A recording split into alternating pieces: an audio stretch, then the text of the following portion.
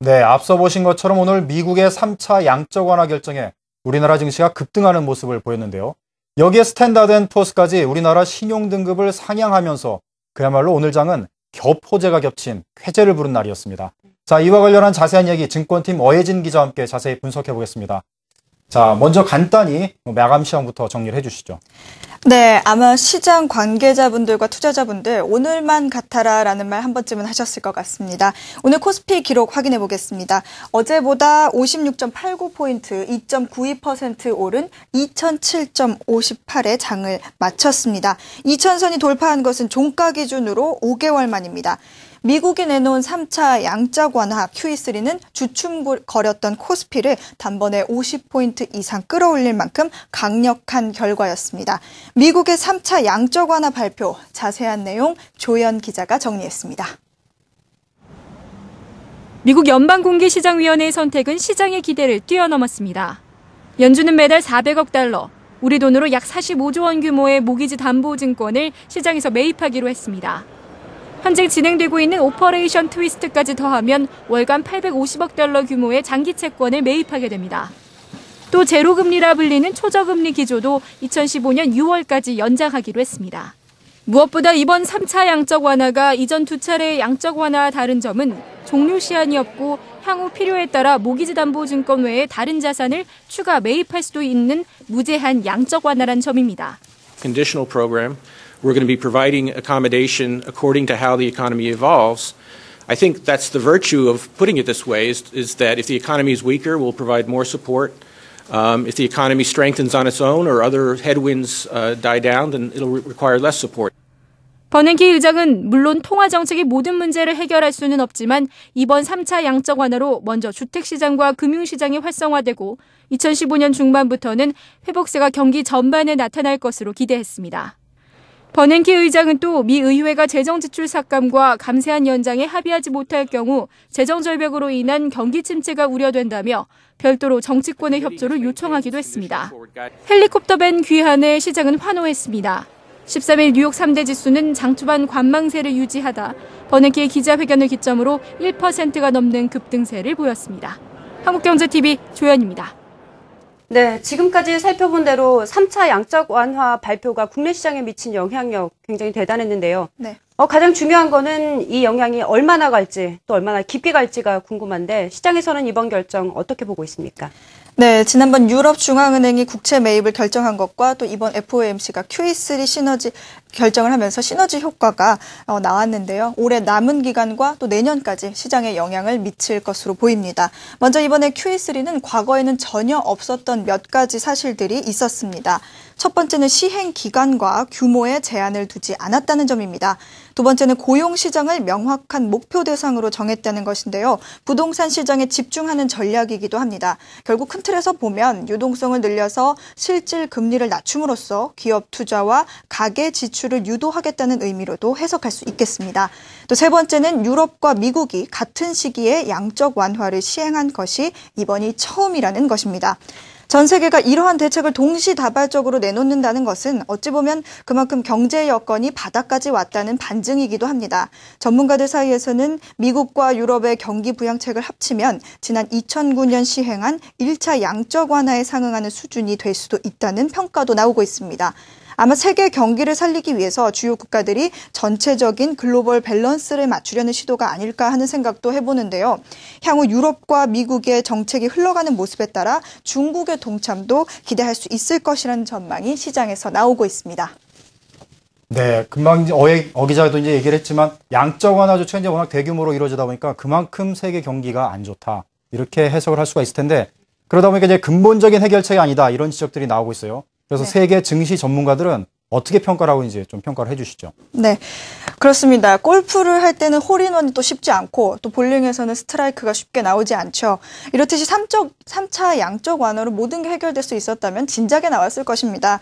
이 양적 완화 같은 유동성 공급이 실질적인 해결책이 되지 않는다는 지적은 어찌 보면 맞습니다. 당장 자금의 흐름이 좋아질 테니까 거시적인 흐름에서는 인플레이션이나 또 환율, 또 무역 전쟁이 우려되는 부분이기도 합니다. 하지만 전문가들은 이는 장기적인 시각이며 국가 간 조율 가능성이 내재하고 있다고 또 전망합니다. 일시적으로 위기 상황을 완화시켜 줄 것이고 또 이렇게 경제가 한숨을 돌리는 기간 동안 또 시장은 추가적인 해결책을 모색할 것이라는 의미입니다. 월스트리트의 전문가들은 이번 QE3에 대해 이러한 의견도 내놓았습니다. 이번 정책은 단순히 0.2%에서 0.3% 정도의 경제 성장과 고용률 향상에만 효과를 보일 것이다. 또 다른 전문가는 시장의 관점에서는 QE3의 효과가 곧바로 반응을 보일 것이다. 또 경제적 이론으로 봤을 때는 올해 안에 실증을 보일 것이다라는 의견이 있었습니다. 네, 지금까지 QE3 관련해서 얘기를 나눠봤는데 또 하나의 호재가 있었습니다. S&P가 우리나라 신용등급을 상향 조정했네요. 네, 그렇습니다. 이런 거를 겹호재라고 하죠. S&P 신용등급 상향 조정 선물 덕분에 또 오늘의 우리 증시는 오후 들어 탄력을 받으면서 2000선대를 유지할 수 있었던 힘이 됐습니다. 이로써 우리나라는 불과 20여일 사이에 세계 3대 신용평가사로부터 국가 신용등급을 상향 조정받는 날이 됐는데요. 이와 관련한 소식 김동욱 기자가 취재했습니다. 북한 리스크를 이유로 우리나라 신용등급을 가장 보수적으로 유지해온 신용평가사 스탠다드앤푸어스 S&P가 7년 만에 신용등급을 상향 조정했습니다. S&P는 종전의 A에서 A+로 한 단계 올렸습니다. 등급 전망은 안정적을 제시했습니다. S&P는 북한 리스크가 줄어들었다는 점을 등급 상향의 이유로 들었습니다. 이외에도 우호적인 정책 환경과 재정 건전성 강화 등이 긍정적으로 작용했습니다. 이로써 우리나라는 불과 20여일 만에 세계 3대 신용평가사로부터 신용등급이 상향 조정된 신기록을 세웠습니다. 작년 이후에 A레벨 이상 국가들 중에서 같은 해 3개 신용평가사로부터 모두 신용등급 상향 조정된 나라는 우리나라가 유일합니다. 이번 신용등급 상향 조정으로 수출입은행과 주택금융공사 등 주요 공기업의 신용등급도 상향 조정됐습니다. 한중일 3국에 대한 세계 신용평가사의 등급을 비교해보면 지난 9월 6일에도 말씀드린 바 있습니다만 무디스 기준으로는 3국이 똑같고 피치사 기준으로는 우리가 한 등급 앞서 있고 S&P사 기준으로는 종전에 우리가 2등급 떨어져 있던 것이 한 등급 차이로 격차가 줄어들었습니다. 그래서 굳이 본다면 3개국에 대한 3개 신용평가사의 등급 전체로서는 2분이라고 말씀드릴 수가 있을 것 같습니다. 다만 S&P는 향후 북한의 정정 불안이 북한 체제 붕괴나 안보 불안으로 이어진다면 등급 하향 가능성도 있다고 지적했습니다.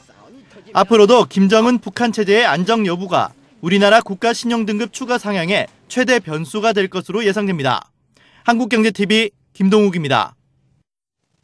앞서 보신 것처럼 3차 양적 완화로 세계 경제가 회복 국면을 맞이하고 있습니다. 세계 신용평가사들은 한국의 신용등급을 상향 조정하면서 성장에 다시 발동을 거는 모습인데요. 이런 가운데 내일은 미국 투자은행 리먼 브라더스가 파산을 한 지 4년 만입니다. 4년이 되는 날입니다. 세계 경제가 새로운 성장에 시동을 거는 이 시점에서 글로벌 경제 위기의 계기라고도 할 수 있는 리먼 브라더스의 사태를 지수희 기자가 되짚어봤습니다. 2008년 9월 15일 미국 4대 투자은행 리먼 브라더스는 파생 상품의 손실을 메우지 못하고 결국 파산을 신청했습니다. 원인은 부실 주택담보대출에서 시작됐습니다. 주택담보대출을 갖다가 받기에는 적합하지 않은 사람들에게 이제 대출을 해주고 그 대출을 가지고 다시 유동화해가지고 묶어서 MBS라는 상품으로 미국에서 다른 금융기관보다 제일 많이 MBS와 CDO를 갖다 발행 및 보유한 그런 기업이 이제 리먼이었고 결국은 이제 주택 시장이 붕괴하면서 세계 경제는 큰 충격을 받았습니다. 전 세계 증시는 일제히 폭락했고 코스피도 단숨에 90포인트 넘게 급락했습니다. 당연히 놀라죠, 그런 면에서는요. 근데 그게 뭐 어떤 다른 회사 사람이라도 뭐 사실 다들 굉장히 놀라는 사건이었죠. 큰 금융기관이 일단 파산까지 갈 거라고는 예상들을 못했었으니까요. 리먼 파산으로 시작된 금융위기 여파가 여전히 실물 경제를 흔들고 있는 가운데 주요국들의 정책 공조로 전 세계 증시는 회복 국면을 맞이하고 있습니다. 리먼 파산 4년이 지난 지금 다우지수는 파산 선언 당시보다 22% 상승했고 코스피도 40% 넘게 주가가 올랐습니다. 풍부한 자원을 앞세운 중남미와 동남아시아 일부 국가는 리먼 사태 이전 수준으로 주가가 회복되기도 했습니다. 전문가들은 이 같은 주가 상승이 실물 경제 회복을 선반영한 것이라는 긍정적인 전망을 내놓고 있습니다. 1990년 이후 주가와 경기와의 상관관계를 보면요. 주가는 1년 정도 선행해서 경기를 반영합니다. 즉 올해 경기가 워낙 안 좋은데도 불구하고 주가가 오르는 이유는 이미 작년에 주가 하락으로 반영이 됐고 내년에 경기가 좋아질 것을 기대하는 그런 분위기 때문에 주가가 강세고, 전문가들은 또 글로벌 정책 공조가 지속되면서 특히 서브프라임 이후 주가 회복력이 강했던 다우지수와 코스피 지수의 성장 속도가 빠를 것으로 내다보고 있습니다. 한국경제TV 지수희입니다. 네, 유럽에 이어 미국까지 대규모 경기 부양에 나서면서 글로벌 금융위기가 새로운 국면을 맞이했는데요. 우리나라는 이에 따라 수출이 좋아질 것이라는 기대는 나오지만 이 기회에 수출과 내수의 불균형을 해소하지 않으면 외풍에 또 흔들릴 수 있다는 지적이 나오고 있습니다. 한국경제 앞으로의 과제, 김종학 기자가 정리했습니다. 리먼 파산 이후 25조 원 규모의 경기 부양에 나서며 빠르게 위기를 극복한 우리 경제. 당시보다 국내 외환 시장이나 환율 변동성은 개선됐다는 평가입니다. 외환 보유고는 지난 8월 기준 3,168억 달러로 금융위기 당시보다 50% 넘게 늘었고, 환율 변동성은 2008년 리먼 사태 당시 1.76%에서 올해 0.36%로 안정됐습니다. 통화 여력은 물론 재정 건전성이 튼튼하다는 평가 속에 무디스 등 3대 신용평가사들 모두 잇따라 국가 신용등급을 상향하는 등 대외 여건은 크게 호전되고 있습니다. 우리나라의 어떤 대외 신인도 이런 부분들이 향상이 되면서 국내 주식시장도 마찬가지겠습니다만 특히 우리나라 국채나 공사채를 사기 위한 그 외국에서의 매수세가 꾸준히 유입이 되면서 우리 금융시장은 그동안 상당히 이제 안정적인 그런 면모로 많이 바뀐 것 같습니다. 하지만 우리나라의 무역 의존도가 88%를 차지할 정도로 대외 의존도가 여전히 높은 데다 글로벌 유동성이 대거 유입되며 증시 변동성이 커진 것은 부담입니다. 외국인의 주식 보유 비중이 늘면서 미국과 유럽 이슈에 따라 코스피 지수 등락폭이 커진 것입니다. 외국인이 선호하는 삼성전자와 현대차 등 대형주 쏠림이 심해지면서 코스닥 등 중소형주와 내수 위주의 시장은 부진을 거듭하고 있습니다. 전문가들은 대외 의존도가 높은 수출보다 내수 산업을 키워 근본적으로 외풍의 안정적인 경제 구조로 바꿔야 한다고 지적합니다. 한국경제TV 김종학입니다. 네, 오늘 급등장세를 보시면서 투자자분들은 상당히 기쁘시기도 하셨겠지만 일부 분들은 이게 생각보다 너무 많이 올라서 당황한 분도 계시거든요. 그래서 가장 궁금한 게 앞으로 이제 우리 시장 어떻게 될 것인가? 국내 전문가들 전망 어떻습니까? 네, 일단 오늘 시장은 과거 1, 2차 양적 완화 때와 비슷한 시장 패턴을 보였습니다. 베타가 높고 또 투자 심리와 연결된 증권, 금융주와 금 관련주인 비철금속 그리고 건설업종이 강세를 보였습니다. 너무 올라서 여기서 어디에 어떻게 투자를 해야 하나 하고 당황한 분들 계시리라고 생각됩니다. 추세는 글로벌 자금 흐름이 주식시장으로 옮겨가고 있다는 점입니다. 투자 측면에서는 나올 수 있는 정책들이 다 나왔으니 이제는 앞으로 나올 실제 경기 지표와 3분기 기업 실적으로 관심이 이동할 것으로 보입니다.